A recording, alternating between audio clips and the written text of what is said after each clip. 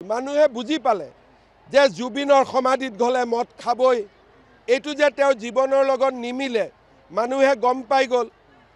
জুবিনক ন্যায় যে অকল বিজেপিয়ে দিব পাৰে তাকো গম পাই গ'ল। কালিতো অখিল গগৈ ক'ত আছে? কালিতো গোটেই অসমতে অখিল গগৈ কোনেও দেখা নাই। কোনোবাই দেখিছে নেকি? তেওঁ মুম্বাইত গৈ শাৰদ পাৱাৰক লগ কৰি আছে অখিল গগৈয়ে।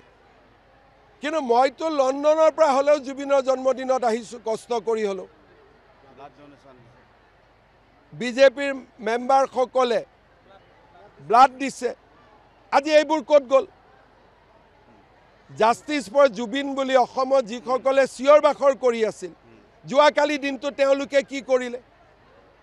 একাংশই জেনুইন মানুহখিনি কালি ব্লাড দিছে, কোনোবাই নাহৰ ফুল ৰুইছে, কোনোবাই বেলেগ বেলেগ কাম কৰিছে। কিন্তু যিবিলাকে অসমখন নেপাল বনাবৰ কাৰণে জুবিন অনুৰাগী হৈছিল সেইবোৰতো নোহোৱা হৈ গ'ল। কাৰণ ইহঁতে গম পালে যে মই থাকালৈকে নেপাল নহ'ব বুলি। এইবিলাকতো ষড়যন্ত্ৰ আছিলে না। কয় জুবিনৰ ধৰ্ম নাই। জুবিনটো শিৱ, মোৰ গাতে শিৱৰ টেটু নাই। ইয়াতে পোষ্টাৰ মাৰি থৈ দিছে মোৰ ধৰ্ম নাই, জাতি নাই। আৰে জুবিন হিন্দু আছিলে। এইবিলাক চিনেমাৰ ডাইলগটো নিজৰ কাৰণে লগাই লৈ গ'ল। এইবিলাকতো চব আৰু 10 তাৰিখৰ পিছততো আৰু মুখৰ মাত বন্ধ হৈ যাব। আমি যেনেকৈ তদন্ত কৰিছোঁ কাকো ৰেহাই দিয়া নাই।